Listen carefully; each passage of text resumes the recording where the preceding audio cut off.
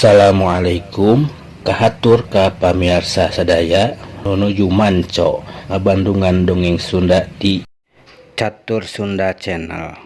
Mugia para wargi sadaya aya dina kasehatan sareng panang tayungan Allah Subhanahu wa taala. Sataacan dilajeng ngabandungan dongengna tim kuring salaku admin ieu channel bade merdih ka pamirsa sadaya kanggo ngarojong kana ieu channel ku perantara noel subscribe na oge toel oge gambar loncengna like jempolna oge komen oge mangga kitu pamardi sim kuring mugia kasayan para wargi sadaya dibalas ku Allah Subhanahu wa taala. Amin ya robbal alamin.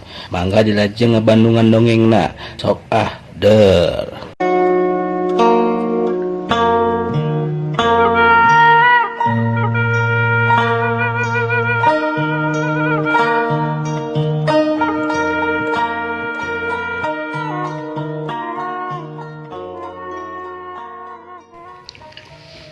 Assalamualaikum warahmatullahi wabarakatuh. Tepang dangu deui pamirsa sadaya sareng sim kuring Mang Odik dina neraskeun carios gumilar. Carios gumilar ayeuna teh majeng kana bagian katilu. Dina bagian anu kadua kamari teh mun telepat nuju nyarioskeun unan nya. Nyarioskeun unan anu mika hoyong ka sahanya mani teh kaputana Pak Sarbini.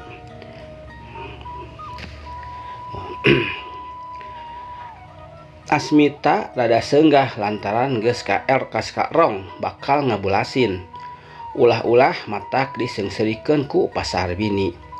Kawantu piit ngeundeuk-ngeundeuk pasir atawa bonteng ngalawan kadu. Ulah waka Kang.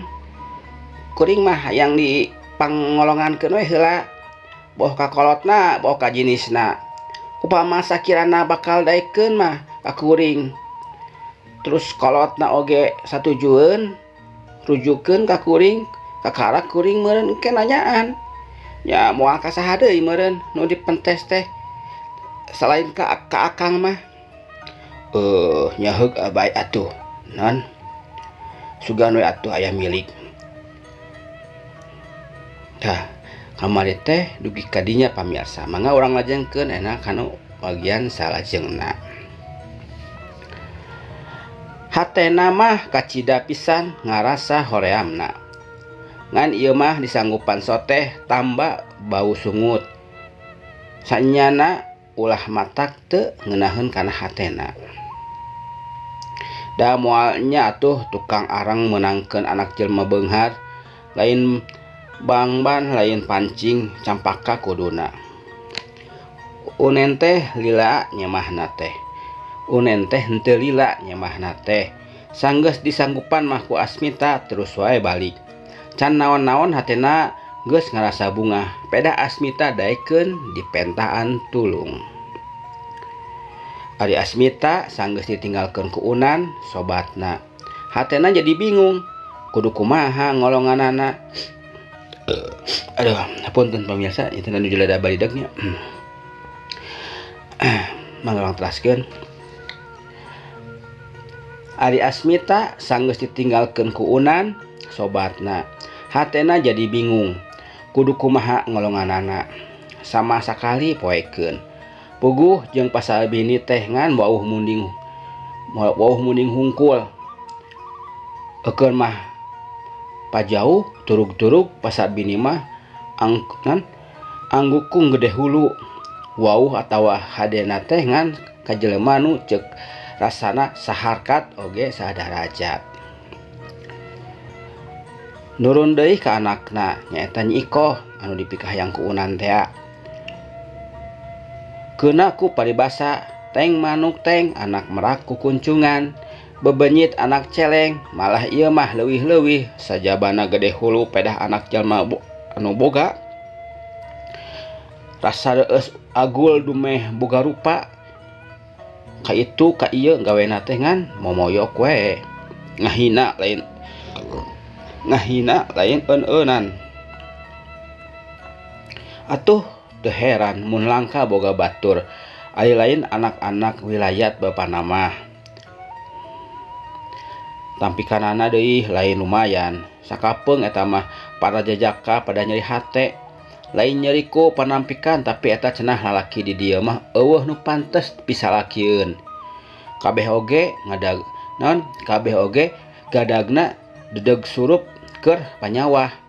Nu disebut pantes ku manehna mah keur pisalakieun teh nyaeta lalaki anu ngora, kasep sarta aya pangabogana. Turug-turug jeneng deui. Mun teu boga ieu syarat nu opat montonggana gini wani nanyaan lantaran pasti bakal menang wiwirang ditampik sabajodogan. Kukituna teu heran lamun ayeuna mah Nyi Iko teh tara aya nu ngusik-ngusik deui. Jadi jauh jodohna teh. Nu ngalakon geus ditampik jadi jijireun. Jadi jijiraeun.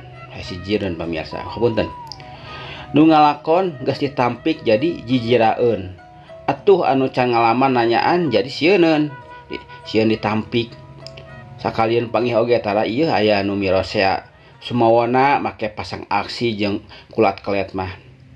Malah sok ngajarebian jeung ngupat.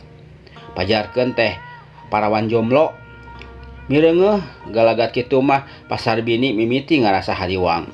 Paur bisi makna naon anakna jadi parawan, maksudna teh anakna jadi parawan babet, parawan kolot maksudna gitu.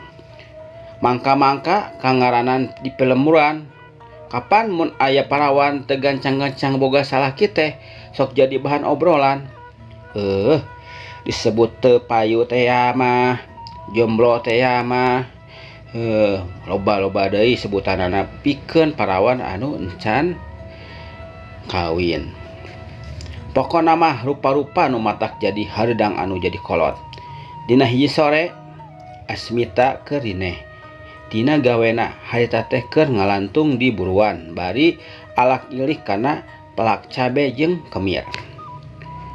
Barang kira-kira sareupna waktu manehna dek unggah ka imah lantaran harita geus reup-reupan ngadadak dilandeuh aya jelema duaan lempang bangun nu rusuh naker. Kajurung ku rasa panasaran hayang nyaho saha-sahana dumeh wanci kitu aya nu ngulampreng. Alilar teh ngaliwat ka hadepeunana geuning lain urang Cicapar tapi najan teu wawuh Asmita apal yen eta teh wilayatna pasar bini urang sadah hurip teh. Rek naraon cenah los-los ka dieu lain wayah. Ceuk geurentes hate Asmita. Mun tadi mah panasaran, ayeuna mah jadi curiga. Dumeh manehna nyaho eta dua jelema teh di Cicaparna teu boga baraya. Jadi pangna daratang teh sakurang-kurang pasti dititah pasar bini dununganana. Hayang nyaho dek dituturkeun rek kamarana cenah marahna teh. Leos wae Asmita ka imahna bebeja heula ka pamajikanana bisi dedepeun. Geus kitu mah kidig init. Tembong eta dua jalma teh asup ka lemur barang nepi ka hareupet imah Mbah Sura anu nenggang. Reg eta dua jalma teh ngarandeg eureun bari luak liuk tuluy pupuntenan. Sabada panto dibuka sup duarana arasup ka jero imah. Asmita gancang muru ka pipir. Dodongkoan cungas-cingeus kawas bangsat. Katayap lempang lalaunan. Heug noong puguh bilikna da carang. Atuh atrana keur ka jero teh Abah Sura sorangan nu nyangahareupan dua semah teh. Gerendeng nu saurang nyarita pangna di nya. Gerendeng nu saurangna nyarita pangna di jurungan ku pasar bini teh ngangkir Abah Sura pikeun mubaran anakna nyaeta Nyi Iko lantaran ayeuna keur geuring. Sangat panuhun supaya Abah ayeuna pisan tiasa kairingkeun ka sedahurip. Kitu cenah ceuk dua. Atuh na ieu bet nyenek ka wengi ngangkir teh. Tadi berang kene, cek Basura bangun nu hoream. Nu mau ya bah. Iya teh ngahaja kapal juragan. Kapal nyemuhun kapal juragan Sarbini supados ulah kauning aku nu sanes. Cek nu saurang deui. Har. Nah gening naon cenah ujang. Asa ku aneh teuy. Duka atuh. Bah, da kitu kepala idunungan teh. Eta mah dihingke abah bade mulang keun ku abdi dijabkeun deui. Nya tuh heug bae atuh. Kiranya abah dek dangdan heula sakedeung. Asmita nu harita keur ngadedempes ngintip kacurigaanna beki kandel. Naha bener ieu dua jelema teh ditahan pas Sarbini rek ngubaran Nyi Ikoh, terus rek ngubaran naon-naonna da manehna nyahoeun yen Nyi Ikoh teh teu geuring teu sing. Malah tadi oge bapanggih jeung Nyi Ikoh di Cihuni. Beljag wae teu sakara-kara. Nya beljag wae henteu sakara-kara kitu Nyi Ikoh teh.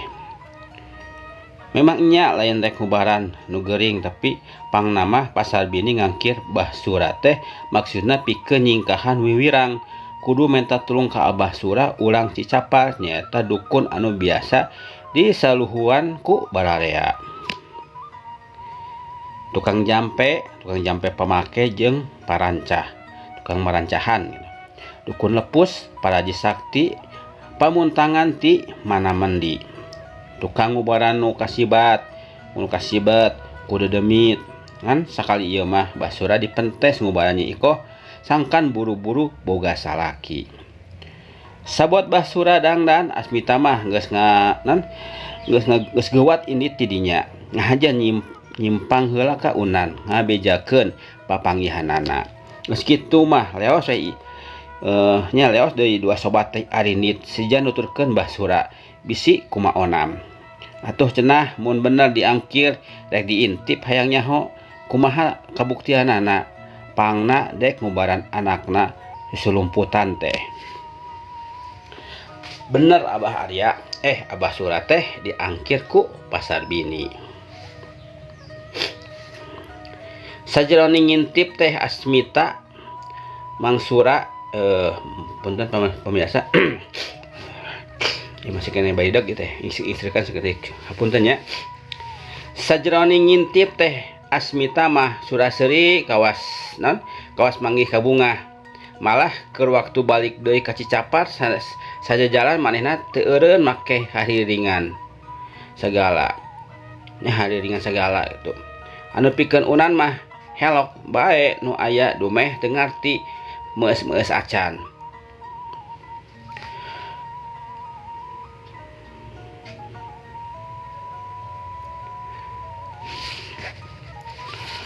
Tulus kawas nama nan Nyi Ikoh teh bakal kapalupuh nangtung ka Unan.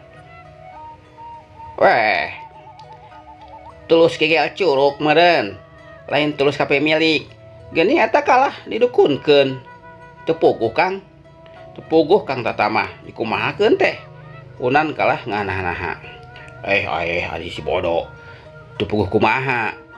Ieu mah geus puguh. Ieu mah leuwih ti puguh atuh. Nan, geus sasadiaan duit weh keur ipekah.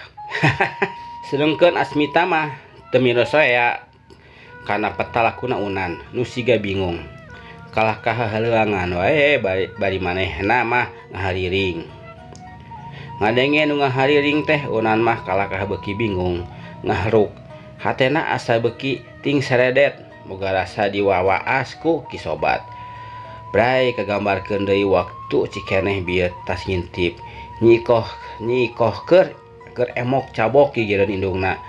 Kadeuleu langgir caina, katenjo kayap keuyeupna. Tungtungna hatena Unan jadi marudah. Sajroning leumpang teh Nyi Ikoh teu bisa leungit tina bibir panonna. Padibasa gunting pamulahan jebuk ka cipta bae ku ati. teu beunang di supadulang, teu beunang di bebenjokeun. Sanajan bener poek, tapi Asmita bisa mireungeuh oge kana pasemon jeung pamolahna Unan. Siga-siga nu peunggas harepan. Bari nepak kana tonggongna, pok Asmita nyarita, bangun dari anakeun. Ulah bingung-bingung Nan. Tanggung beres, Nyi Ikoh bakal ka pemilik. Sabar we, dagoan nepi ka waktuna nu mustari.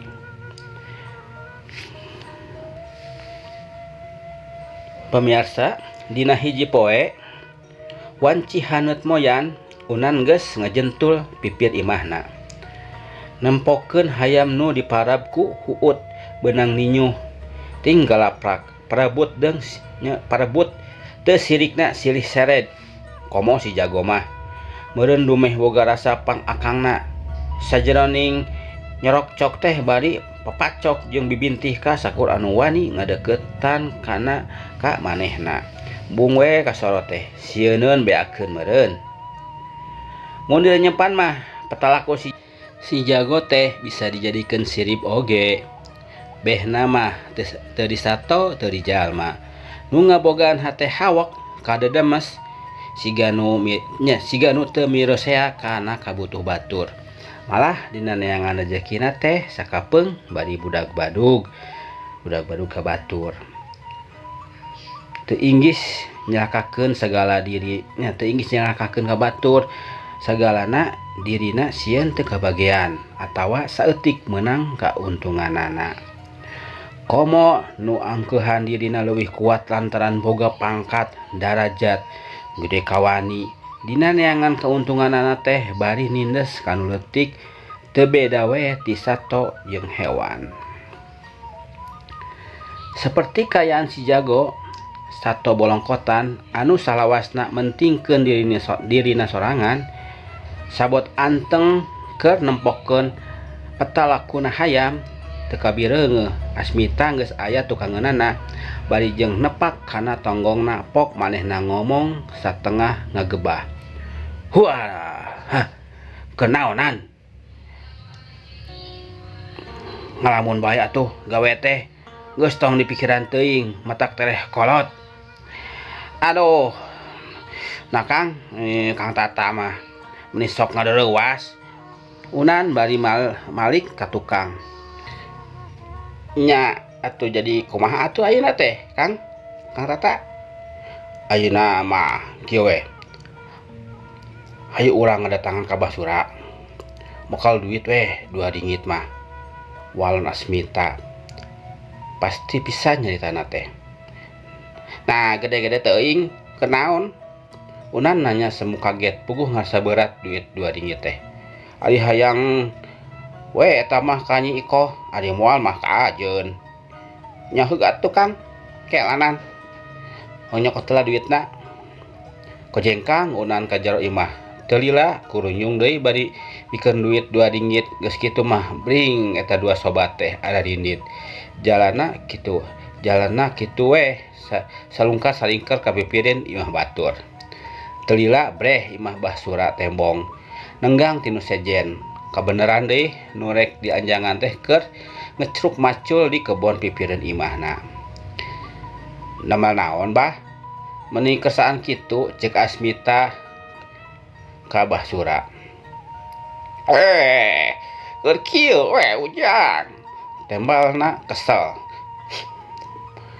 Malu di mana ieu teh? Basura malik nanya, reg maculnya eureun. Ah, ngahaja we bah, nepangan Abah, walin Asmita. Oh, hayu atuh, hayu. Urang di ditu di jero. Ke Abah kumaha heula. Ceuk Basura bari ngaleos ka pipir. Neneun pacur kop kana kele terus bebersih. Asmita jeung Unan naruturkeun plus ka dapur. Nu memang ti tadi oge pantona molongo. Gek manehna diuk dina bangku sadidengdang. Asalaluas Abah mah kadatanganku nu ngalora teh. Komo ieu mah? Yeuh, kujang Unan asa sisinarieun. Basura bari nyerengeh ngajak seri ka Unan. Puguh nganteu Kang Tata ieu teh bah. Cek Unan bari males seuri. Ih, kuring ketang anu nganter Unan. Asmita gancang nembas. Nyeh seuri. Hari tuh seuri antel. Jeung nu keeng atuhnya. Hahaha. Basurah nya kakak. Bobohan jeung sobat bah, jadi kudu silih belaan. Hehehe. Nya atuh, emang kudu silih belaan. Cing aya naon cenah atuh. Yang tata aya nudur. Sanes abah. Manawi ieu mah ulah janten bendu, ulah janten bendu galih. Ka abah, abdi teh hoyong terang eta perkawis ngalandungan Nyi Ikoh teh ya. Tanya Asmita bari melong ka Abah Sura. Ke. Naon ieu teh Jang Tata? Yang Tata teh make los-los kana ngalandungan Nyi Mas Ikoh sagala. Basura gancang nempas. Kaciri ngagebegna barang ngadengi Asmita nyarita kitu teh. Bogo sasat dirusiahkeun. Ari ieu jol.